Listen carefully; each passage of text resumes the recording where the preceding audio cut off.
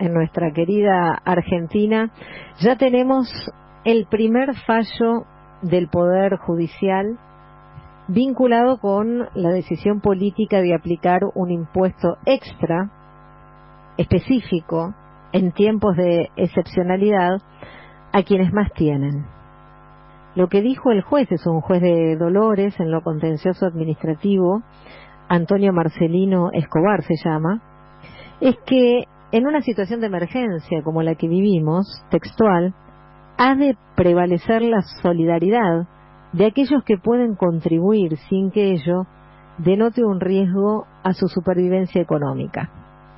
¿Por qué dijo esto el juez Marcelino Escobar de Dolores? Porque el intendente de Castelli, Francisco Echarren, Castelli es esta ciudad que queda a 180 kilómetros de la capital federal, ¿no? Camino a Mar del Plata, digamos.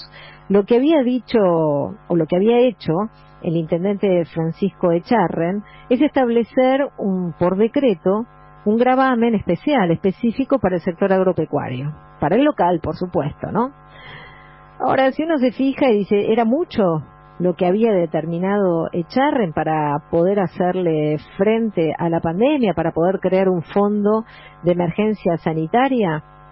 Bueno, es un impuesto que va a ser aplicado a los productores con más de 50 hectáreas y que va de los 9.000 a los 42.000 pesos de manera progresiva, de los 9.000 a los 42.000 pesos, dependiendo de la extensión del terreno. La verdad es que a uno no le parecería exagerado, desmedido, un impuesto por la situación de excepcionalidad de entre 9.000 y 42.000 pesos, dependiendo la extensión del terreno, para hacerle frente a la asistencia de personas que tuvieran coronavirus, que hasta ahora no han tenido, y devolviendo el dinero en caso de que no sea necesaria su utilización. Eso es lo que dice el decreto del intendente Francisco Echarren. Al que le pareció mucho fue a un diputado, te imaginarás de qué partido, ¿no? Legislador de Juntos por el Cambio, el diputado bonaerense Luciano Bugallo. Le pareció excesivo, entonces lo que hizo fue presentar una medida cautelar. Bueno, esta vez el Poder Judicial no les dio la razón, al contrario, le rechazó la cautelar, así que hoy el que pierde es el legislador de Juntos por el Cambio. Y quienes tienen el primer respaldo en el país entonces a un decreto para establecer un gravamen son las mayorías de los que vivimos aquí en la Argentina.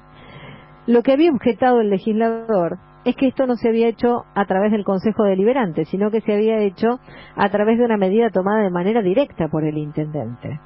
Y esto es interesante porque el propio intendente, cuando comenta el fallo, dice que lo más importante es que dejen claro cuáles son las facultades del Estado en una situación de emergencia. Y lo interesante entonces es que políticos que siguen actuando como antes de la emergencia, como si la emergencia no existiera. Siguen con los mismos conceptos, siguen con los mismos paradigmas, siguen poniéndose un corset cuando evidentemente estamos en una etapa en la que no podemos ser encorsetados. Lo que comentó el intendente es que, claro, es fundamental el espaldarazo que le ha dado el Poder Judicial, pero no solo para Castelli, en la lógica de que los que más tienen hagan un mayor esfuerzo en una crisis económica, en una crisis social y en una crisis sanitaria, sino que lo que aporta el intendente es que esto es un antecedente importantísimo para el debate que se viene. Claro, el debate que se viene en referencia al proyecto que ustedes saben que está trabajando Carlos Heller con Máximo Kirchner, que desde el comienzo puso en alerta a las grandes fortunas que se expresan a través de medios de comunicación, de los que son dueños o dueñas o asociados estratégicos, más directos o en algunos casos un poco más indirectos. la propuesta de gravar el patrimonio que se viene realizando, que Carlos Heller explicó que será un impuesto excepcional, un impuesto progresivo, que están pensando en fortunas de más de 3 millones de dólares. Un universo de 12.000 personas, el 1,1% del total de los contribuyentes a los bienes personales, por ejemplo, el 1,1%, el 0,08% de la población económicamente activa. Pero lo que decimos siempre, claro, estos números reflejan una minoría de la minoría de la minoría, la élite de la élite de la élite. Pero el tema es el poder que tienen. Son pocos, pero con un extraordinario poder. Ahora, no es el juez de Dolores el único que dice que frente a una situación de emergencia tiene que prevalecer la solidaridad de aquellas personas que pueden contribuir.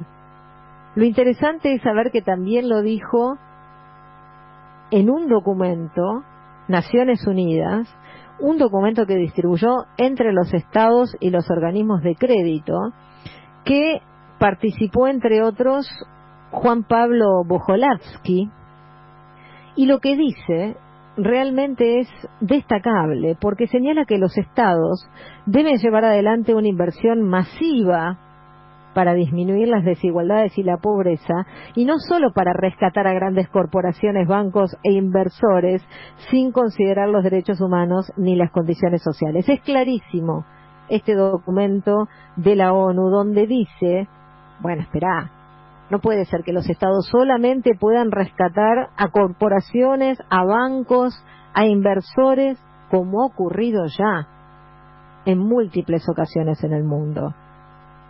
Dice, sabemos muy bien que las empresas no van a estar compartiendo los recursos de manera inmediata ni espontánea con los necesitados y las necesitadas. Y por eso, dice este documento de la ONU, no solo se trata de pensar en un impuesto único al patrimonio, que es lo que se está haciendo aquí en la Argentina, sino también emprender una reforma más ambiciosa. Dice, este es el momento adecuado para comprometerse seriamente en reformas estructurales para una justicia redistributiva, incluidas las reformas tributarias progresivas, donde se requiere a los millonarios y multimillonarios y grandes conglomerados corporativos que contribuyan a la sociedad en una medida proporcional a sus fortunas.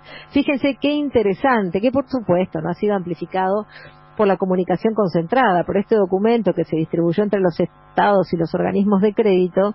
Lo que dice es que deberían implementarse de inmediato una moratoria del pago de la deuda soberana para los países en desarrollo, países con mayoría de población pobre, países que sufren una gran caída de sus economías por la pandemia, que se necesitan programas de alivio de deuda y de moratoria. Esto dicho en un día clave para la Argentina, que vamos a estar conociendo por la tarde la propuesta que haga el presidente de la Nación Argentina, el ministro de Economía. Dice este documento de la ONU que esto es una gran oportunidad para que las instituciones financieras internacionales operen según los principios de los derechos humanos. Esto es esencialmente lo que ha dicho Naciones Unidas. No lo dice solo un experto, sino que cuenta con el aval de Naciones Unidas, forma parte de este documento que se distribuyó entre los estados, y agrega que el modo en que la función social de la propiedad era percibida hace 2 meses ha cambiado radicalmente. Este es el mensaje que sería bueno que escucharan quienes hoy gritan desde las páginas de la comunicación concentrada que la propuesta de un impuesto único al patrimonio, a las riquezas en el ámbito de los bienes personales y veremos si de las empresas, gritan que es un reflejo pavloviano, que amenaza con una condena moral, que en realidad es un impuesto que ya existe, que es muy elevado, que es un castigo. Esto lo dice uno de los principales columnistas, Carlos Pagni, del diario La Nación de hoy, ¿no? Que incluso parece que el coronavirus hizo una alianza con la FIP, que hay una claustrofobia tributaria. Mira todo lo que dice, ¿no? Esta tendencia problemática, extorsionan simbólicamente, agitando viejos fantasmas. Esto es lo que podemos pensar tal vez cuando dice no vaya a ser que a alguien se le ocurra irse del sistema por miedo a la voracidad del Estado. ¿Esto es voracidad del Estado lo que estamos proponiendo en la Argentina? O como dice en este documento Naciones Unidas, se trata de sostener que hay que priorizar la economía ante todo, no es consistente con el derecho internacional de los derechos humanos. Desde Naciones Unidas dicen, mire, si priorizan la economía ante todo, eso no es consistente con el derecho internacional de los derechos humanos. Lo que dice Naciones Unidas es, no solo estén pensando en un impuesto único al patrimonio, que tanto rechaza la comunicación concentrada. No, esperen, dice Naciones Unidas, no solo piensen en el impuesto único al patrimonio, piensen en una reforma más ambiciosa, piensen en reformas estructurales para una justicia redistributiva, incluidas reformas tributarias progresivas, dice, donde los millonarios y multimillonarios, donde los grandes conglomerados corporativos contribuyan a la sociedad en una medida proporcional a sus fortunas. Cambien, dice Naciones Unidas, el modo en que la función social de la propiedad es percibido. De hecho, da cuenta que hoy, con algunas dramáticas excepciones, los gobiernos están haciendo esfuerzos para asegurar un ingreso mínimo a la población, para nacionalizar clínicas privadas, para dar moratorias de deudas, para posponer los desalojos, suspenden acuerdos de comercio internacional vinculados con los insumos médicos, hacen controles de capitales para estabilizar los mercados y ponen, dice este documento de Naciones Unidas, en un cajón las recetas de ortodoxia monetaria del Fondo Monetario Internacional. Pareciera que la comunicación concentrada no se enteró de lo que está diciendo Naciones Unidas, que hay que priorizar los derechos humanos a la economía. Y de hecho, hay que pensarlo sobre todo en una Argentina tan desigual, ¿no? Hay un informe que realizó una consultora que se llama Proyecto Económico, donde Fernanda Vallejos, la diputada, tiene allí un rol, que da cuenta de que existen no menos de 235.000 millones de dólares en el exterior que no están declarados en la Argentina y que pertenecen a argentinos y argentinas. ¿Escuchaste bien? 235.000 millones de dólares en el exterior es el cálculo que se hace, no declarados en la Argentina. Hicieron un estudio basado en las declaraciones de bienes personales de 2017 y allí concluyeron que más de 1 millón acumulaban en el extranjero 3.763.144 millones de pesos, casi 4 billones de pesos en el exterior. De esto estamos hablando cuando hablamos de un carácter excepcional sobre grandes fortunas. Entre los que tienen bienes en el exterior, el 5,5% concentra el 60% de los activos externos declarados. Estamos hablando de miles de millones de dólares. Y estamos hablando de los que tienen las fortunas, que claro, tal como dice Naciones Unidas, sabemos que esas empresas no van a estar compartiendo los recursos de manera inmediata o de manera espontánea con quienes más lo necesitan. Por eso hace falta, en este periodo, una vez más, un Estado activo, que no sea temeroso de lo que se publica en los medios de comunicación o de lo que se dice en los despachos cerrados, porque aquí definitivamente, hoy más que nunca, hay que volver a tener este parteaguas. Defender primero los derechos humanos, defender la salud, defender la necesidad de vivienda, de alimentación, de trabajo, y después pensar en la situación de lo que se plantea como la economía en general. no hacer caso de estas extorsiones simbólicas que fíjense lo que están diciendo. Que el recurso de irse al país por exceso de presión impositiva está vedado, que nadie puede viajar para fijar su domicilio fiscal en el exterior, pensando que estas grandes fortunas frente al impuesto excepcional se van a querer ir del país y no lo pueden hacer porque se lo tienen prohibido por el coronavirus. Llegan al paroxismo de una defensa casi irracional. Le haría muy bien leer este documento de Naciones Unidas.